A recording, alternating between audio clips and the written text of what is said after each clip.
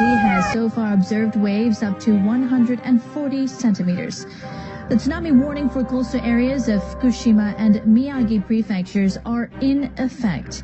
The agency says there's a possibility a wave could reach as high as 3 meters.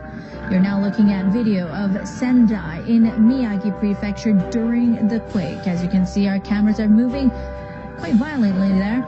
Video of Sendai, Miyagi prefecture during the quake. Hard to believe that we may be experiencing even more intense Earth changes soon. And I wanted to ask you, what should we expect during the last 7 weeks before the passage of Planet X? Okay, we're going to assume that all of your listeners know about Planet X, that this is the 12th planet of our solar system as written by Zecharia Sitchin. And it comes through every 3,600 years, and we're living during that time. And each time when it passes, it causes great havoc to our planet. And things are revving up.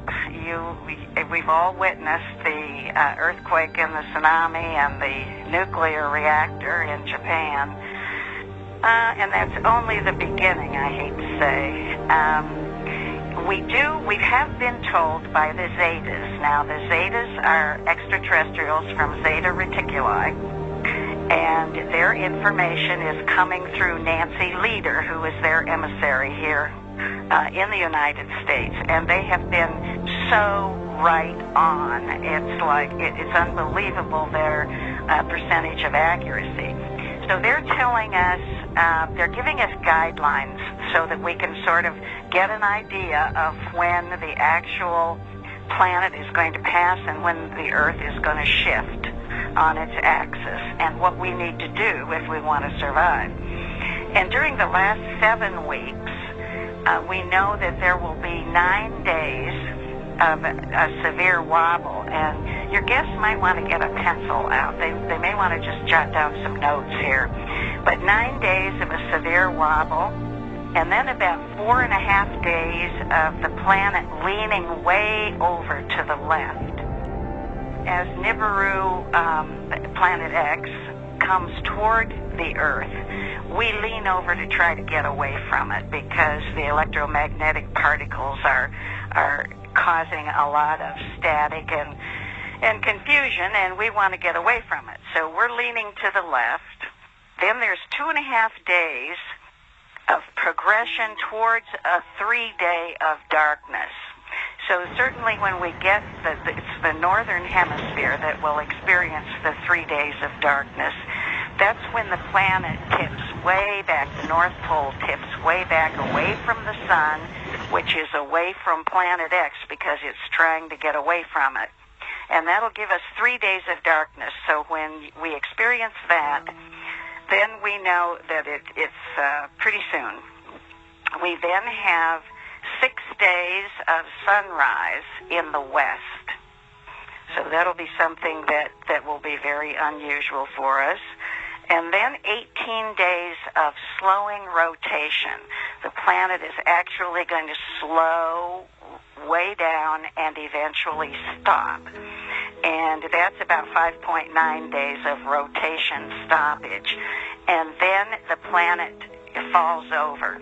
If you can just picture a top that you wind up, and it spins around, and then as it runs down, it gets wobbly, and then all of a sudden it stops, and then it falls over on its side. That's just exactly what's going to happen to the Earth, and it's going to do that as Planet X passes by overhead, and there'll be no mistaking. We'll all be able to see it and watch it. It's going to be fairly large, and it's coming with a huge tail behind it, and this tail is full of a lot of boulders and asteroids and moons and just all kinds of stuff. And the tail whips back and forth behind the planet, behind Planet X, and it will be dropping fireballs and meteorites and boulders onto the Earth as it comes by. So one of the things we want to make sure to do is to get in some sort of a shallow protective area with a roof over the top, something that will between you and these boulders that are dropping down. The Southern California section of the San Andreas Fault is now primed for some action. San Andreas is the state's longest fault and one of the most dangerous. Chief Correspondent Jonathan Hunt live in Los Angeles for us. So Jonathan, what are they seeing in this fault at this point? Well, some pretty stark warnings, Martha. We haven't had a big one along the southern section of the San Andreas Fault as earthquake scientists define a big one since about 1857. But there's obviously been a lot of earthquake activity around the globe recently. You'll remember the terrible pictures we have seen from Ecuador, for instance. So now they're saying San Andreas Fault long overdue, and when you look at a map of the San Andreas Fault, it's about 800 miles in total in length, right along California, but it's that southern section near Los Angeles that they're concerned about. You see San Bernardino and Riverside marked there, suburbs of LA, and they say that that section looks ready to go. The quote, in fact, from Thomas Jordan, director of the Southern California Earthquake Center, was this, quote, "The springs on the San Andreas system have been wound very, very tight, and the Southern Andreas Fault in particular looks like it's locked, loaded, and ready to go." Frightening words, and every earthquake expert we've been hearing from in probably the last decade, Martha, has been saying the same thing. The one thing they can't agree on is exactly when it's coming. And then the planet is going to, after it passes, the actual shift is only going to last about an hour. And it'll be a series of severe jolts. And once it's finished, then you can come out from this shallow place and you can start surviving. There'll be a lot going on, and you shouldn't plan on any of the first responders helping, because they will just be overwhelmed at that point. So everybody has to take some personal, has to get ready themselves. They have to take care of themselves and prepare. So that's the last 7 weeks. And what we're in right now... One of the things that comes up in lieu of your remarks is we're experiencing this interesting reciprocal dynamic. We're taking an organismal technology, intelligence, and moving it out into the world, into machines. And we're taking a technology and moving it into organisms, that is genetic engineering. And in both cases, one of the threats that we perceived was forfeiting understanding. So in the case of AI, huge data sets informing very large machine learning algorithms that are predictive but incomprehensible. We're in some sense addressing with CRISPR-Cas9-like technologies that there are so many factors that there's no hope of understanding the basic genetic mechanisms. So the future, one of the challenges for the future is the absence or forfeiting of human explanation and understanding. I think we should be very careful about artificial intelligence. If I were to guess at what our biggest existential threat is, it's probably that. And with artificial intelligence, we are summoning the demon. 7 of the 10. If you have a continuum of 1 to 10, and 10 was the pole shift, we're at a 7. And the 7 started in December with Indonesia beginning to sink. And it has progressively been sinking ever since then. Until now, it's getting extremely serious. That's Malaysia, Sumatra, Java, New Guinea, Thailand, the Philippines, Vietnam, and there's some sinking in Pakistan and also in India. And that is getting very serious now in Indonesia. It shows the people walking through the streets with water up to their chest level. And it shows kids going to school and sitting in the classroom with the water up to their legs. So they're doing the best they can, They keep thinking that this is going to drain. They're thinking that this is just horrendous flooding from the rains. But it hasn't been raining all that much. It's because their ground is sinking, and they were not very high above sea level anyway. So now they're going below sea level. And even the fishermen over there are unable to go out and Finally, fish because I think a very interesting ethical question was raised. So choppy and how is this technology different from any other technology in the history of civilization? And the point is that this is a direct intervention into the nature of being human, with implications on our descendants that will be unintended. And so the responsibilities in this case are rather unique, because we're changing biology, we're redirecting the course of evolution. So this development, right, which occurred in the sort of starting really about a decade ago, has driven your use of AI, which you probably don't know. You use it every day when you use any form of speech synthesis, right? That's all AI driven. It doesn't do it with a dictionary. It literally has been trained with patterns. So what we do know is that every other previous industrial revolution, we've had major problems that have been caused, and we've spent the next decade, sometimes centuries, trying to fix them. And the same is going to happen again. That's inevitable. There are going to be downsides to where we're going with technology innovation. The big problem, though, is we really don't understand the pace of things. In the past, we've had time to adjust to the new world with tech innovation. This time, we have so many innovations coming so fast that as a society, we're struggling to keep up and understanding how to reduce the risks. So one of the big challenges we face is going ahead so fast that we end up with very, very complex systems that can fail because we don't understand the nature of those systems.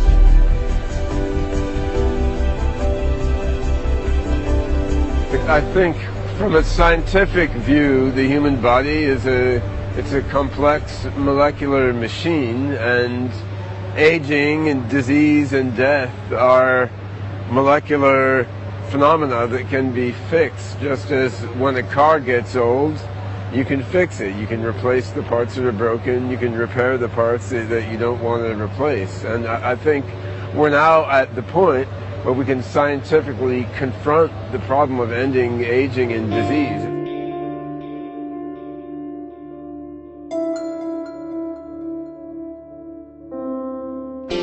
The reality is that the world around us is being reshaped by technology, by computing technology, in a very fundamental and an ever-accelerating way.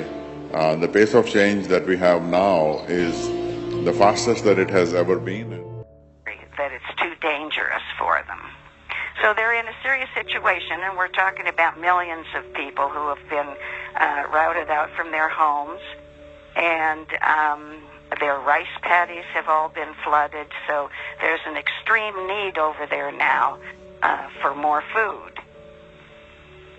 So do you have any questions yet, Mark? I can just go on from here. It's interesting. Did Zeta Talk predict the problems in Japan? Well, they have predicted where Japan comes in the 7 of 10 scenario, but it doesn't start the way it started now. They were aware of this earthquake coming, but this wasn't the trigger earthquake that we have to watch for. After Indonesia goes, then what's happening in the Pacific is it's getting smaller, it's getting shorter, it's folding together. And these massive plates that are way down... In the last few years, something else has happened, and there are people beginning to work on something which is much broader, with much broader impact.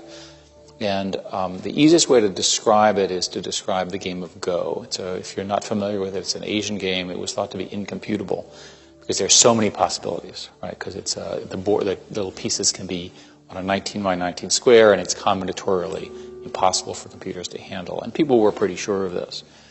So a team that we acquired learned how to play games using computers. And what they do is you show it the game on the TV, and the computer figures out what the game is about, figures out what the game is doing, figures out who the players are, and figures out how to win and can beat the human. Right? It's pretty impressive. And they've won a series of awards for that. So with Go, they were able to build algorithms that would look at possibilities on this combinatoric space that were so complicated. And they were actually able to winnow them out.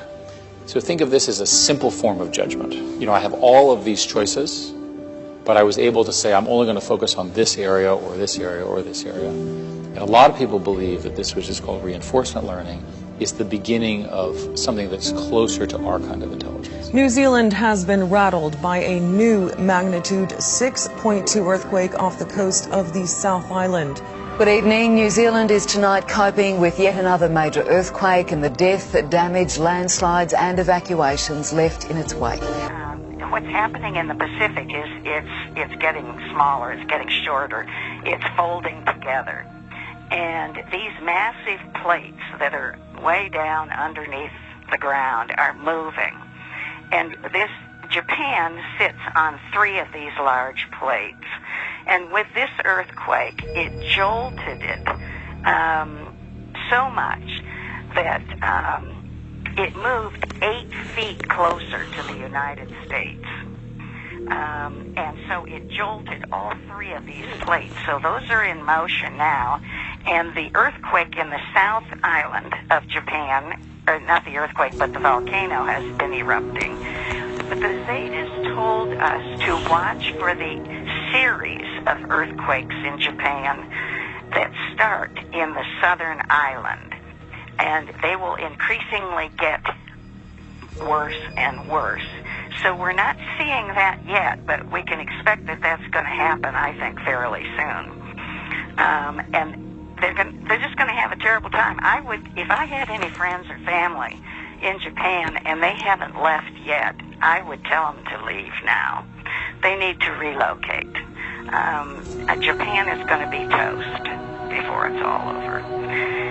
But will Japanese eventually be just inundated by water completely? Yeah. Okay. Pretty much so. And the other thing that happened was that 250-mile stretch of their coastline up there along the northeastern part of Japan is falling into the ocean.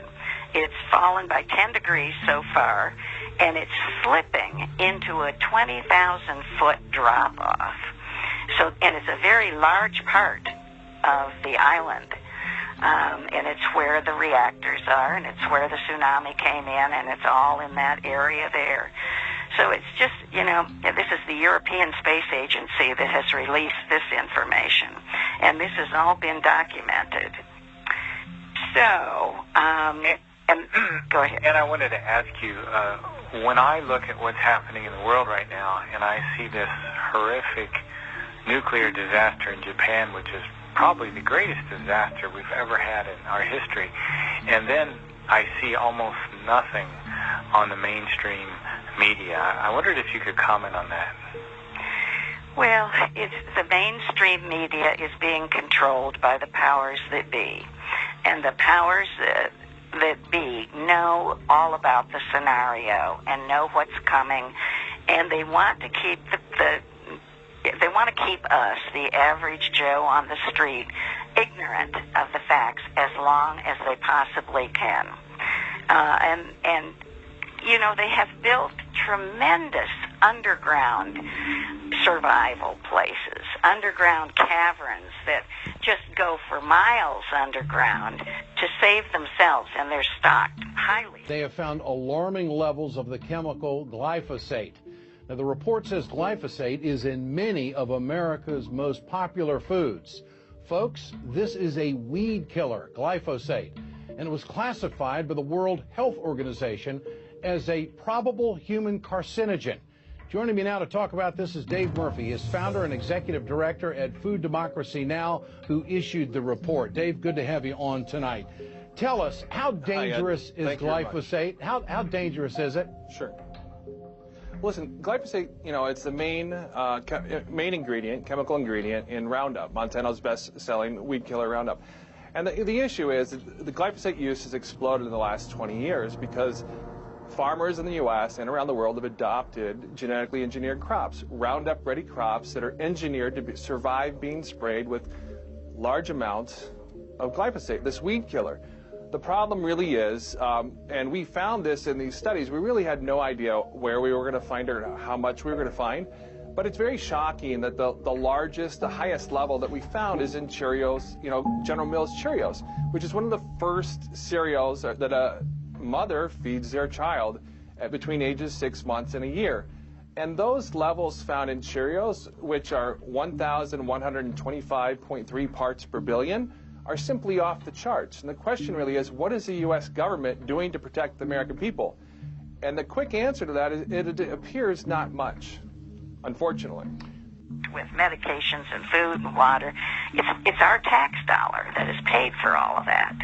And there are just so many of these, and it's for the powers that be and the people that they choose that they want to have survive this thing that's coming. So they're gonna keep quiet in the mainstream media as long as they possibly can. So you're not being given what's happening. The reason we know about it is if you will go on to the website Earth Changes Pole Shift Ning, N-I-N-G. If you go on there and join that website, you will get the latest information from all around the world of what's happening, because there are people, average people all over the world that are plugged into this website that are feeding it with all this information. And there are pictures of everything that's happening in Indonesia. So this is one place for everybody to go. And then there's also a section on how to survive and what you need to do to survive. And also, your listeners should be going to the website zetatalk.com. That's Z as in zebra, ETATALK.com. And they will be getting the straight scoop on what's happening, and they can keep up with everything. This shift is going to be quite severe. And it always isn't always that way. Sometimes when Planet X comes through, every 3,600 years, it's further away from the Earth as it passes. But this is going to be a close passage. It's only going to be about 14 million miles from the Earth when it passes overhead. And that's pretty close when you're talking about these huge celestial beings. Actually, the planet is 4 times the diameter of the Earth, and it's 23 times the mass of the Earth. So he's a pretty big dude in the neighborhood, and this electromagnetic push and pull and little war that's going on now is just going to increase the closer it gets, and Planet X will win. So we need to prepare, and I think you had a question about the color red. Did you have a question? Well, let's get, I have a caller here, and I want to look at it. You're ready for that. Sure. 831, state your name and where you're calling from. Hi, this is Astrid. And Astrid, how are you? Yeah, how are you? We have a chat room. We want our chat room back. So could you... We're having could you put up the chat room, because there's websites that have been stated here that are really interesting for us. I wanted to comment on the fact that everything that's been said is true, and unfortunately nobody knows about it because it's just not said. So it's, some people may come to your show, and I'm a big fan of yours, of course. But some people may come to your show and think, well, where is this information coming from?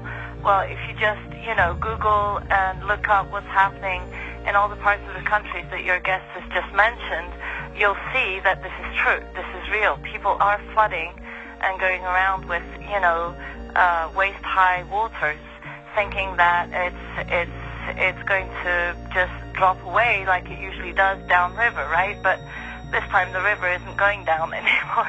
Right. Yes. I'm interested in Planet X because I absolutely know nothing about it, in the sense that I channel the information too, but I don't have names to associate my channelings, So basically I'm always confirmed by what others say or validated. this planet, how big is it?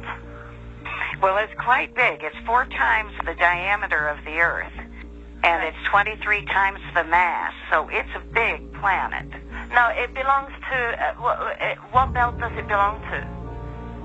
It comes on a sling orbit, an elliptical sling orbit, and it goes way out beyond the solar system, and then comes back through. I don't know. Isn't it associated to its own sun? Because I see personally a second sun. Yes, there is supposed to be a second sun there, but our sun also has a second sun that is now dead. I think if we could get into the astronomy of it, and it's very fascinating, but we're not seeing the other sun, and we don't have to worry about the other sun. It's actually this brown dwarf. They're calling it a brown dwarf, this planet that's coming through. It's really what we need to be concerned about. Yes, because of its velocity and its... Yeah, and another thing is we can't pinpoint when it's going to happen because the Zetas are not allowed to tell us the exact time. They can only give us certain indications as we're progressing along. But and who do you name the Zetas?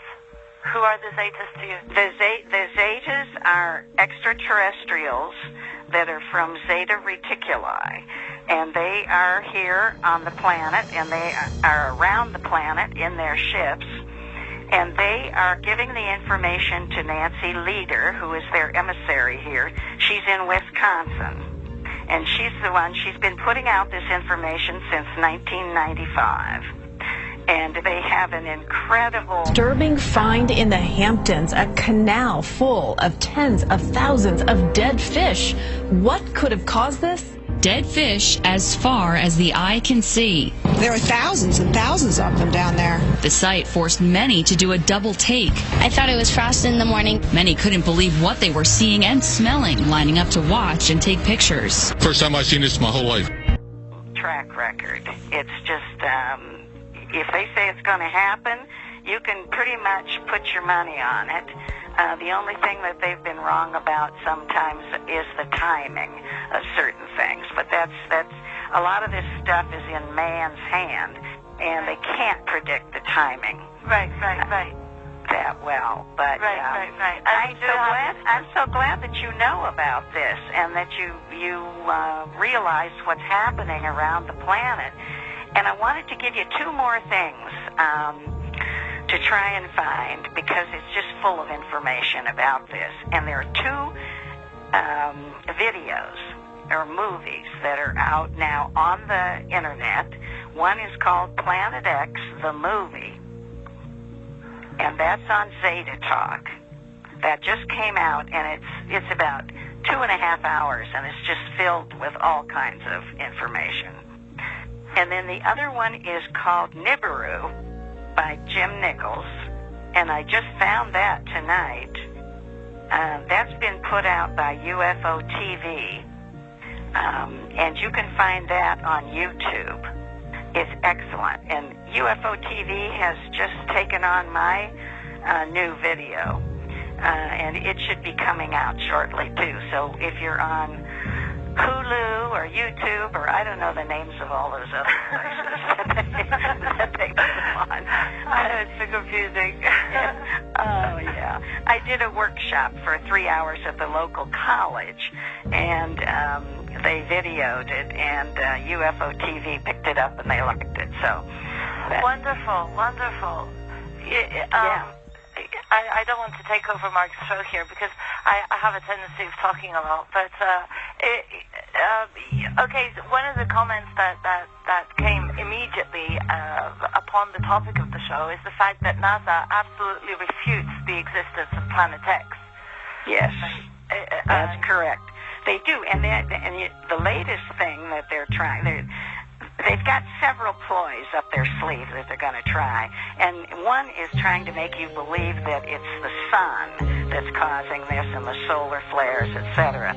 because they will not tell you about Planet X. So they would rather you think it's the sun. And truly, if it's the sun, what can be done about it, and blah, blah, blah.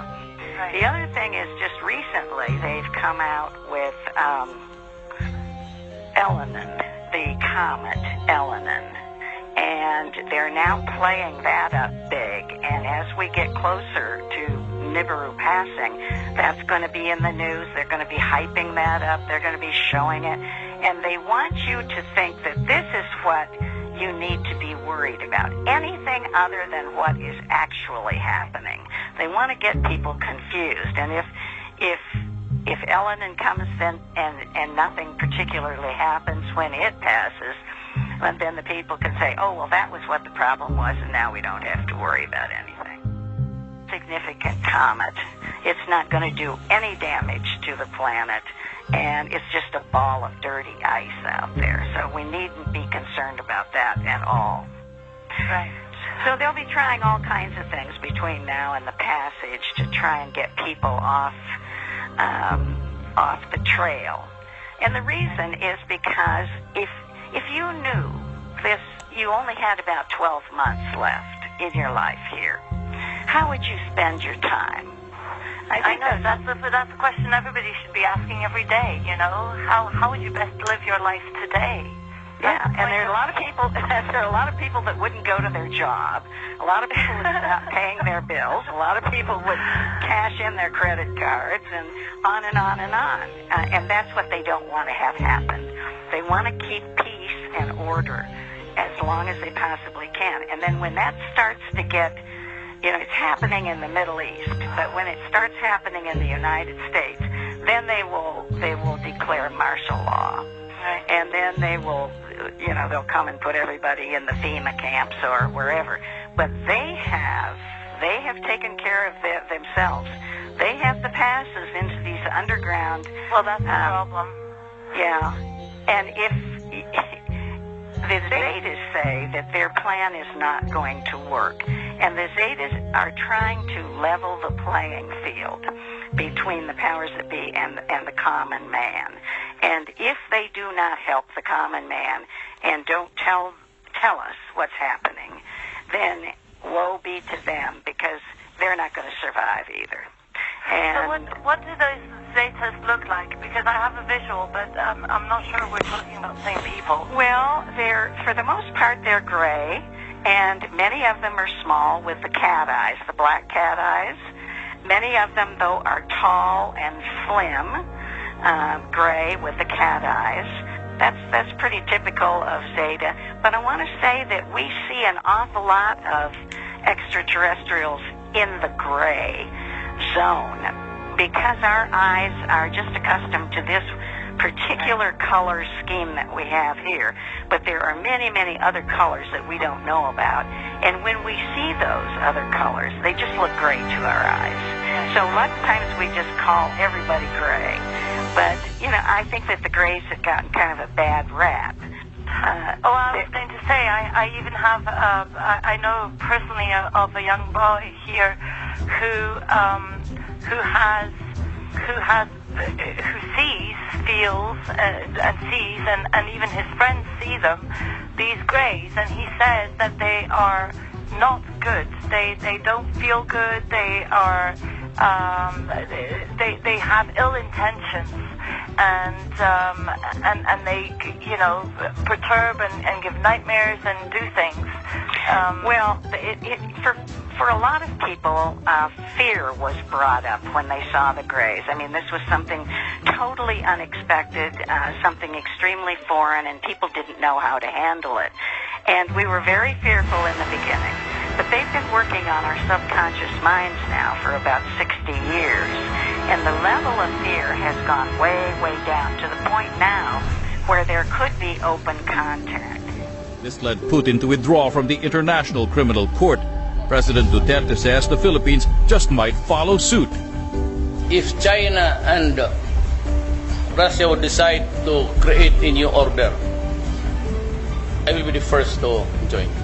This is another poem which is written by me. It is a poem of the future and a warning to all. that if we don't heed the warnings, we will all fall. Something troubled thee, this inner thing. For many days I looked within, and felt a presence some hold deep within. Alas, after days I dreamt this thing. I was troubled by this troubling thing. To thee what I found was disturbing within. A horrid thing within my dream. I saw these shapes. In the dark they lurk. It had no shape for thee to see. This thing that's within our reality. I called out, who art thou who approaches thee? With a chilling voice it replied to me. It said, I am the future for humanity. And out from the shadows came next to thee other strange things with no shapes nor sound. They moved closer, yet closer, and I screamed out loud, stop! But they refused to be still, I found. I asked, why art thou here? I demand you tell thee. In a threatening voice, I am hell, don't you see? Very soon now, in time, the night will be here, and you'll see. In a short space of time, many will be gone because of me. People have no fear of what I bring along, and have lost their fear of doing wrong. So I wait for the time as the time draws near. Deceived are those who have no care. Love is bad, and bad is good. So the earth no longer knows what it means to be good. Soon time will come for all to see.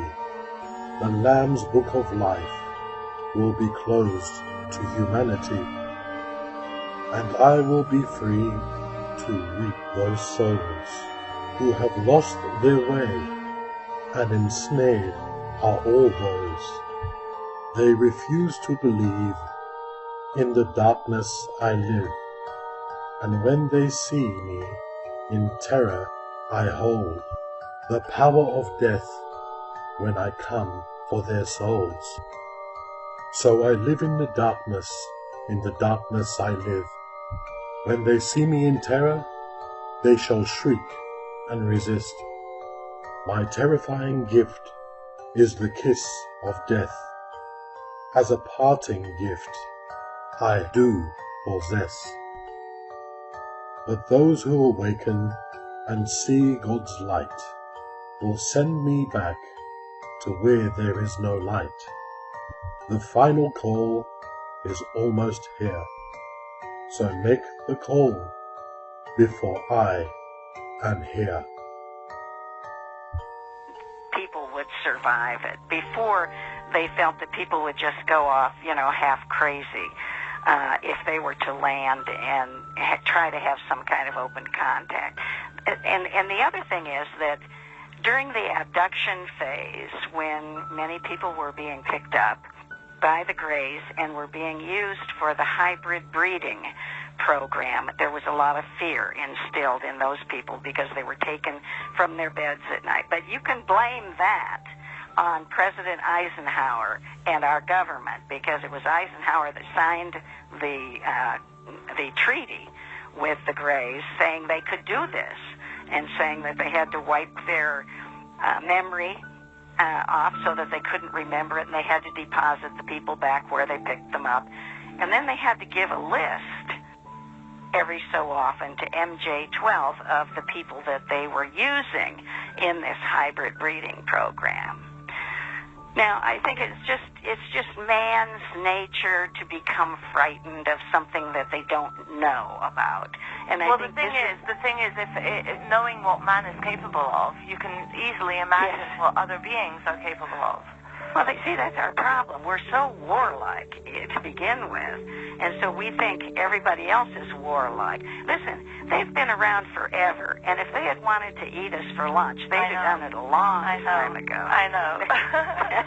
That is not what they're about. That's for sure. Right. But okay, so I would encourage your friends not to be afraid of them. The ones that are here now are not hostile at all. There's no reason to fear them. And what I say in these workshops that I do, there's always somebody that brings this up in the workshop. If you need to be afraid of somebody, be very afraid of the government. Be very afraid of the CIA.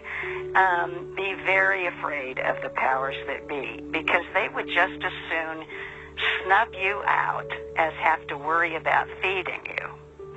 So I think that's where that stands. I got lots to say about that one too, but maybe Mark wants to take the show over.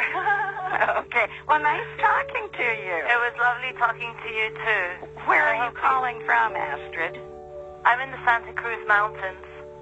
Santa Cruz Mountains in California. California. Ah, okay. Yes. You want to be, how far from the ocean is that? 30 minutes door to door. So you're not 100 miles? No, but I'm up 500, I think. Well, after the shift... Feet. Yeah. After the shift, the oceans are going to be about 700 feet higher than they are now. No, I know. You know, when I bought when we bought the property, my husband loved the mountains. I'm not so much a mountain person. I love the view of the oceans, and I do believe I'm going to get it. and you know, that's okay. If you decide, you know, there are a lot of people that are deciding they don't want to stay around, they don't want to survive, they don't want to start from scratch because it's going to be back to the old caveman days.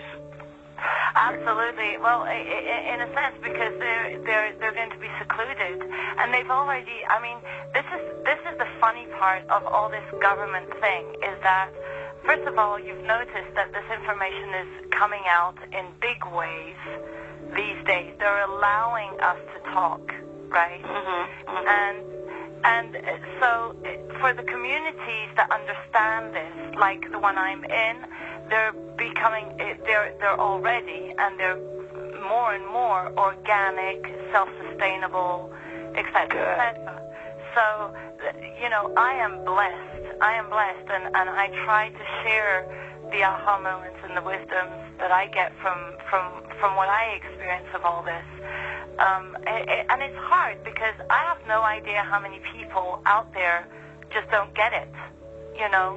Well, unfortunately, there are still an awful lot of them that don't get it, but every day more and more are waking up. So we have to just keep and that's working. The thing. They're all getting this psychic thing. You know, they're all getting experiences that they never could imagine before. Some are getting frightened, but many are. I mean, how many psychics do you have in the world right now talking as a psychic? You know, it's crazy. It's never. So yeah, it's all good. It's all good. Well, it is. And the other thing that's all good is that we are going through a spiritual transformation right now. And we are being revved up. We're having 5 more chakras activated. Our carbon-based cells are being changed to crystalline-based cells. And so that we can operate in this physical body in the 4th and the 5th dimension. Yes. Because that's where we're going. Well, that's what we see. That's it's coming through visually. Yep. You know? And that's the good part of this message. I think, to give to people, that there is something very wonderful coming, and we just need to stay in our love, in our light, and it's going to be great. I mean, this is a mass ascension in consciousness. Yes, it is. And that only happens very rarely in the scheme of things. I mean, we're talking hundreds of thousands of years before this happens. So and we're privileged to be here, to be going through it. And none of us are here by accident. We all chose to be here. You may not remember it, but it's a wonderful time to be on the planet. I know. Thank you for being a guest on my show. You're wonderful. We're going to be given a wonderful opportunity here to grow spiritually in helping our neighbors through all of this, helping the people that don't hear about it or don't understand what's happening. And I think especially the children. There are going to be so many children that are going to be without parents. And these children are going to need help from all of us. So we need to keep that in mind. Yes. Help your neighbors, guys. Thank you so much for taking my call. Oh, you're welcome. Thanks for calling. You're welcome. Thank you. Yeah. Thanks, Astrid. And I want to let everyone know the chat room did finally come up. Blog Talk had a site-wide problem with the chat. So we're back up, and let me give a quick shout-out to the people that finally got in. I'd like to thank Aftermark Radio, Alien Talk, Erica, Domenica Amore, Earth Tuner. We got a couple guests with the auto-generated numbers and IQXX. I always have a hard time saying that. Thanks, guys, for coming to the show. So, we are talking about safe places as well. Aren't there some places that are a little more safer than others where you can kind of ride out the passage of Planet X?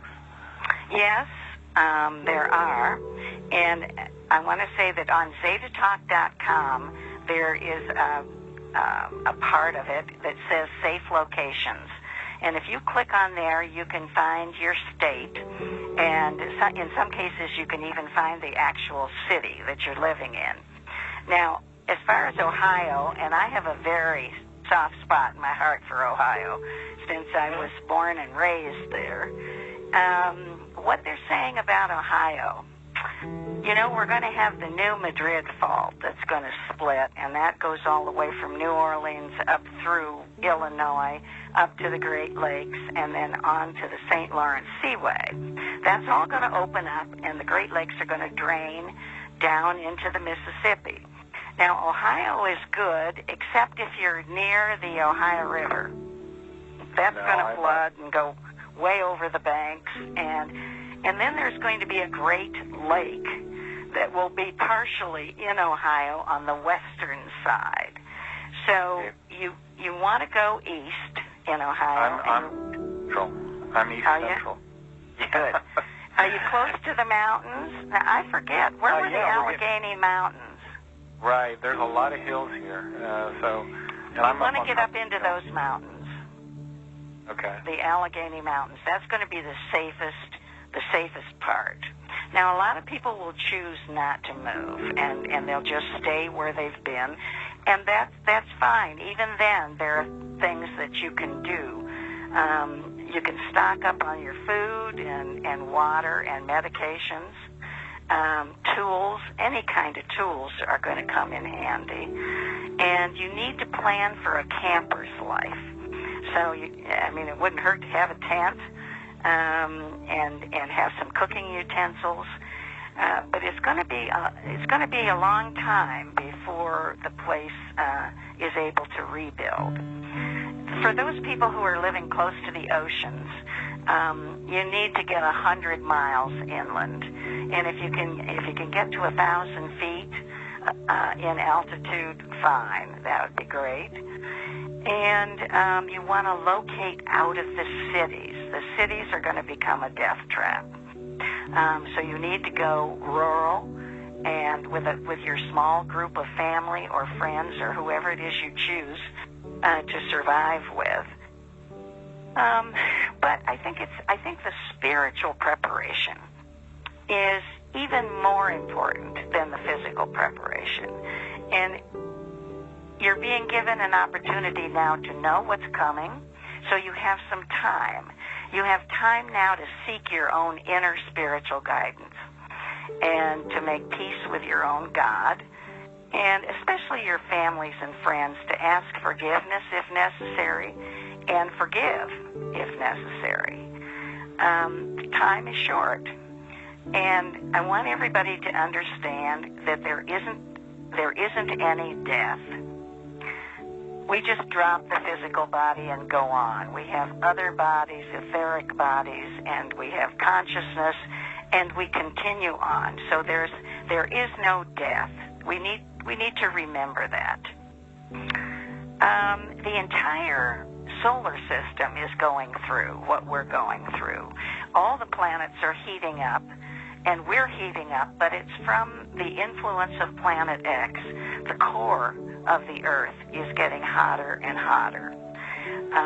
And they just reported some underground fires in India. And this is what's happening. As these tectonic plates move, they let the methane gas escape, and with a hot core down underneath, it causes an explosion, it causes fires. So there's a lot of this happening, and you probably have heard about all of these sinkholes that have been opening up all over the place, and these huge crevices that they're finding throughout the world the planet's cracking. It's going through extreme stress right now, and it's going to get worse as we go. So I wanted to ask a few questions that kind of lay the historical background. And some of this, you're probably familiar with a lot of it. Some of it you may not be, and that's okay. And there's one example I wanted to bring up. It was where U.S. News and World Report had an article. It was dated September 10th, 1984. Planet X, is it really out there? Is that an article you ever heard of? Or? No, it doesn't ring a bell right now. What year was that? It was a U.S. News and World Report article. What year? It was back in 84, actually. 84. So that was just a year after they discovered Planet X. It was seen on infrared telescope from the South Pole in 1983. But they were keeping that quiet. Now, that was the IRAS, the infrared astronomical satellite. Yes. That was the Earth in a polar orbit, and I think it detected the heat of that object at that time. I think in 83 it was supposed to be 50 billion miles away. Yeah, something like that. And that's, they can't tell us when it's going to hit, even though they know how far away it is from us, because the speed is altered. The speed is not steady. It depends upon all of the solar winds and the particles that are bouncing around. So they can't judge exactly when it's going to happen. But right now, it's less than halfway between us and the sun. So we know that it's down around 40 million miles away or less, and we're taking pictures of it all around the world. So if you go out and, chances are, if you have about 3 pairs of sunglasses, it's coming from the sun, the direction of the sun. You can only catch it during the day, and the best times to look for it is sunrise and sunset. Go ahead, I didn't mean to interrupt you there. Oh, no, that's okay.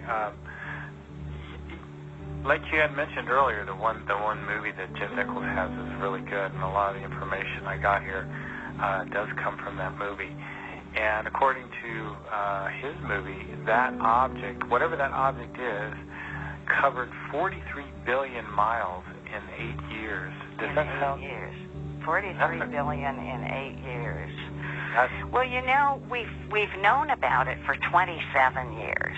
That's incredible to me. I mean, why has it taken it 27 years from the time we saw it at the edge of our solar system? It hadn't come in yet. But it seems to me that it should have been totally all the way through our solar system by now, but it hasn't.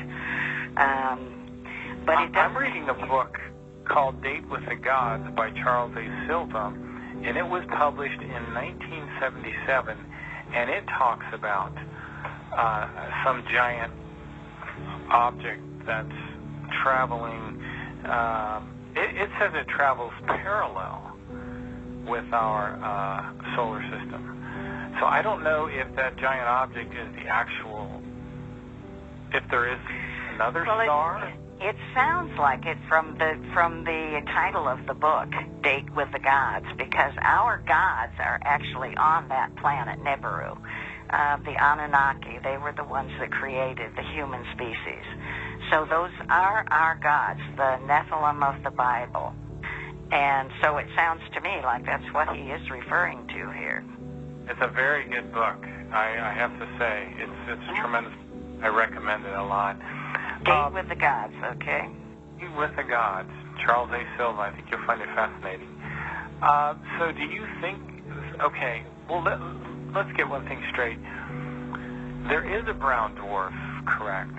I've heard there is a brown dwarf, and then I've heard there's also a planet associated with that brown dwarf. Is that incorrect, or? I think it's the same thing. Okay. I think they're intermixing those concepts of brown dwarf and planet. Did the Anunnaki live on one of the moons associated to that brown dwarf? No, they actually live on the brown dwarf. Wow. Yeah. Yeah. And these Anunnaki are giants. Yep. Mm-hmm. So. And, yeah. 8 to 10 feet tall, or? Yes, I would say at least 10 feet tall.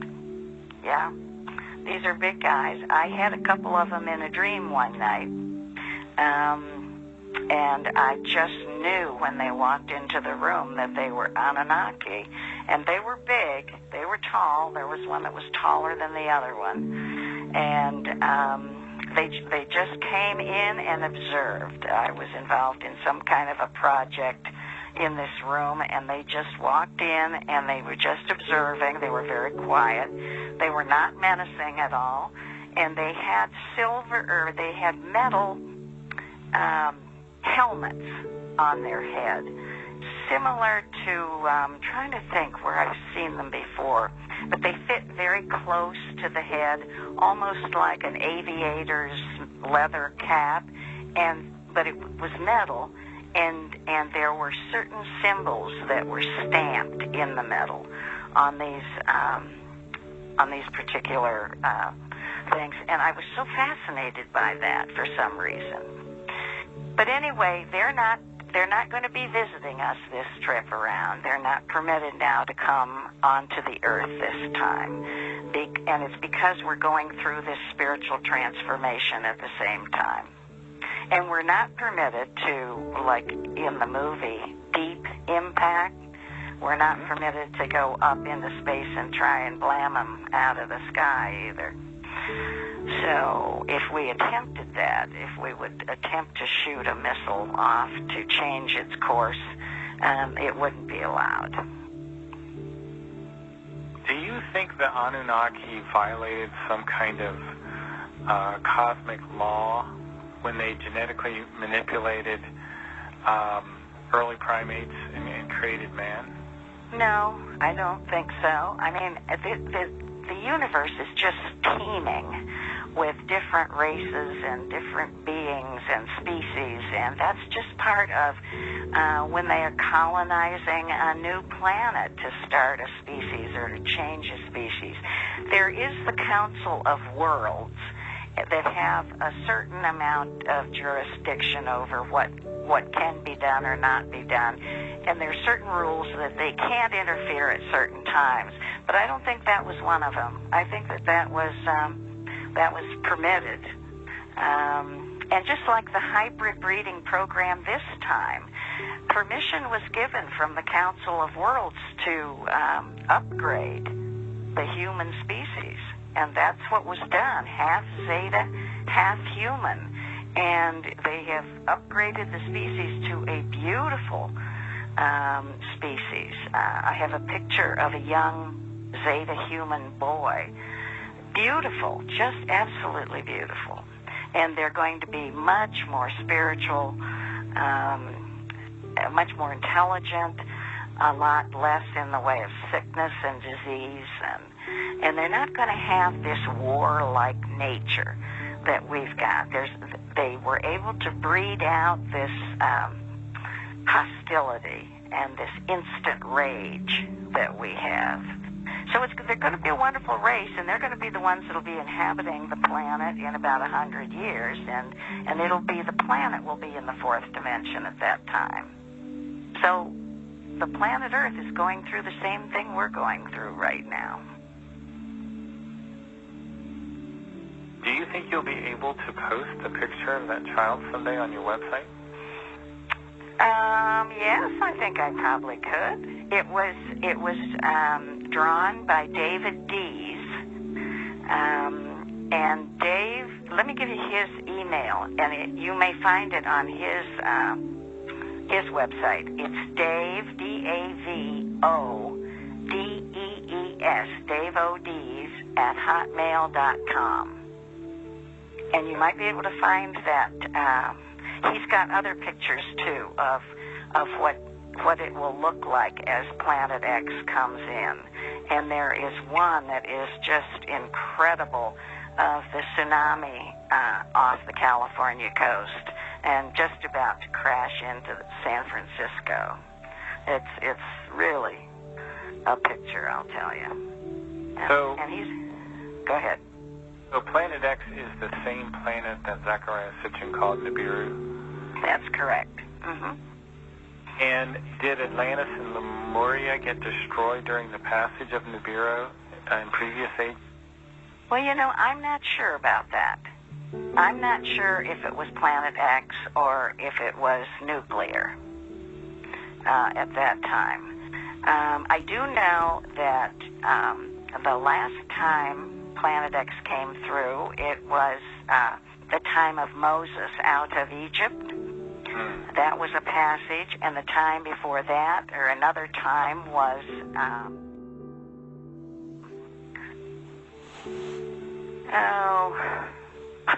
I've drawn a blank. It's with the Ark, Noah and the Ark and the Big Flood. That was one of the times also. But I have never read that that's what happened when Mu and Atlantis went down. It's going to be interesting because a lot of the land that was inhabited on Mu and Atlantis will be coming up this time, will be surfacing as other land masses of ours go under. So when there is a map, there's a new map. The Zetas have a map on their website of what they're showing what it'll be like afterwards. But there's also a map that the U.S. Navy has put out, has created, about in the future what the United States is going to look like. And that's real interesting. Everybody should look up U.S.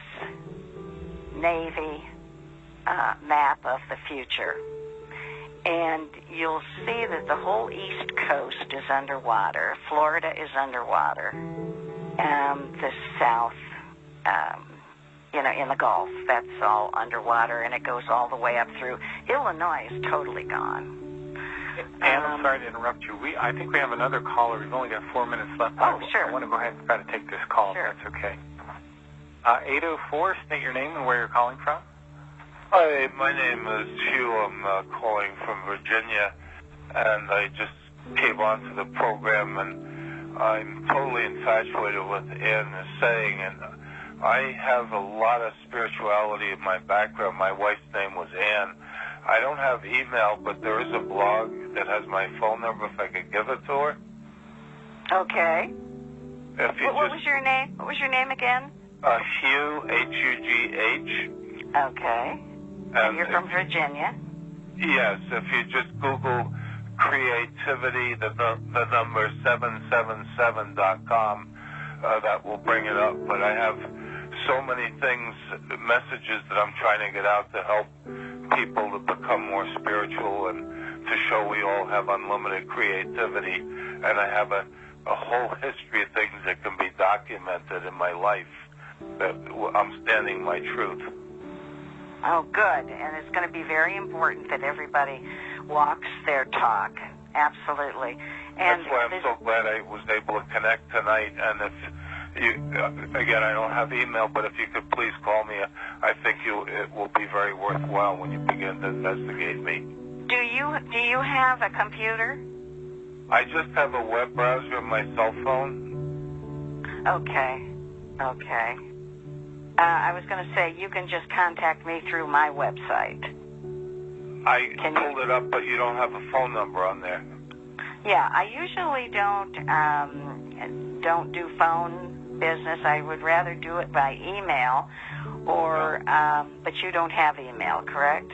No, but my number is on the blog. The blog was put on the internet by a gentleman who interviewed me. There's a letter from President Obama to me related to the economy, as well as a poem that's in the Ronald Reagan Library.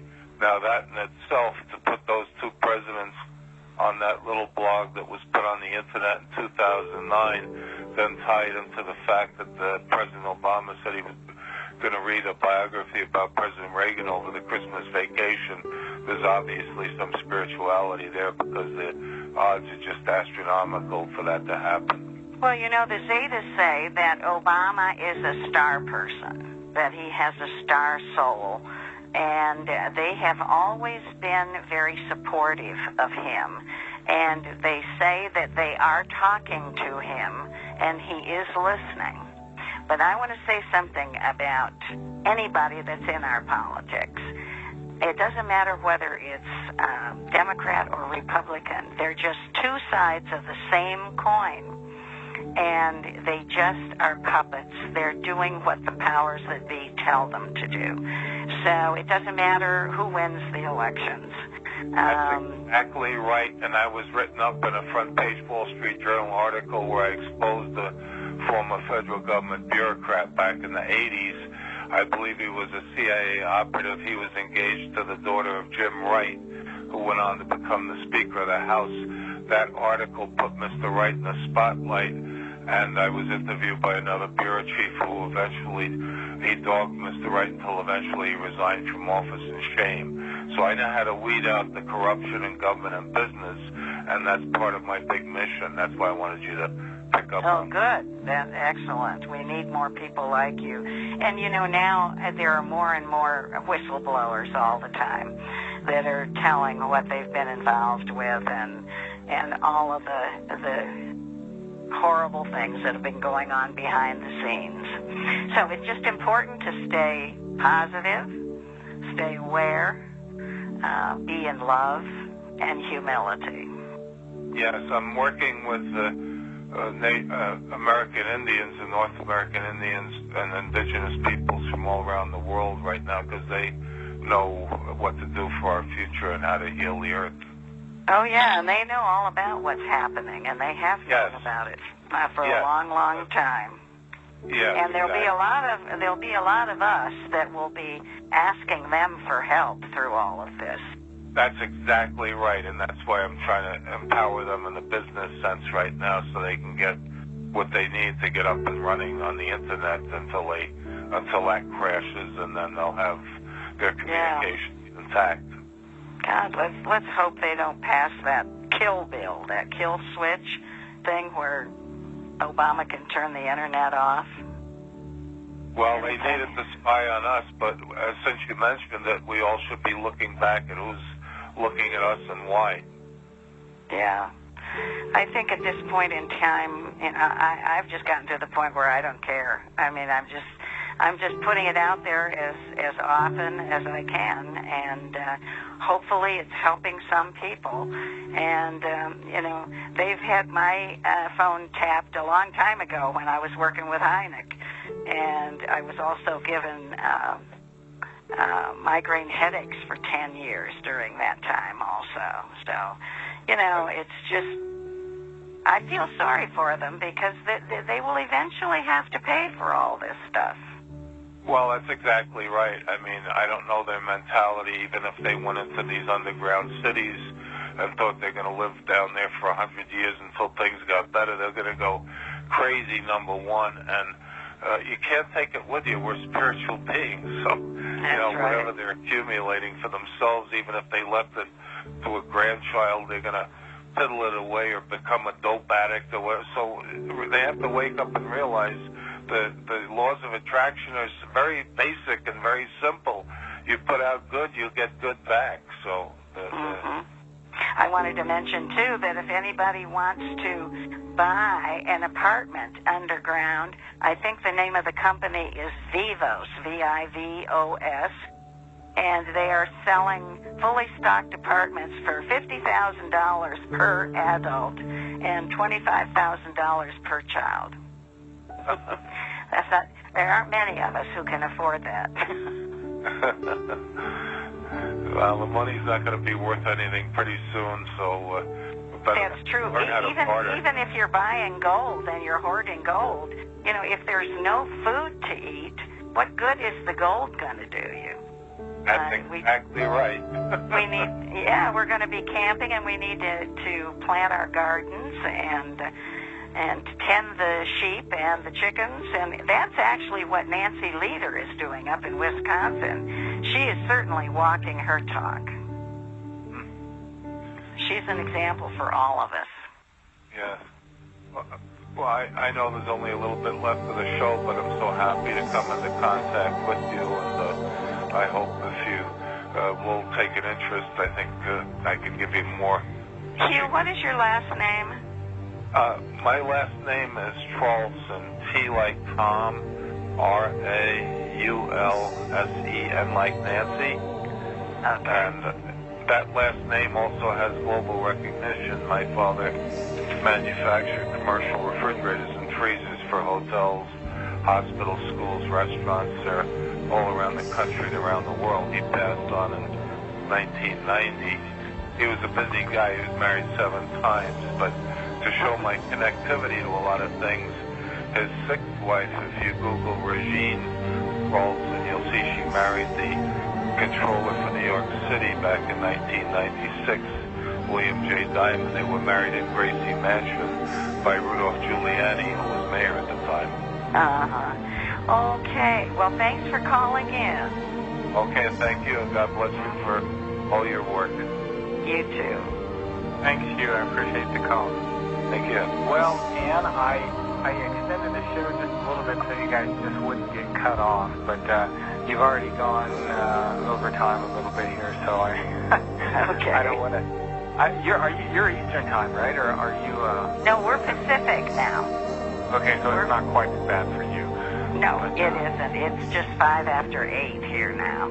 Okay, but I do appreciate you coming on the show again and giving us a little more food for thought, and it's been very fascinating.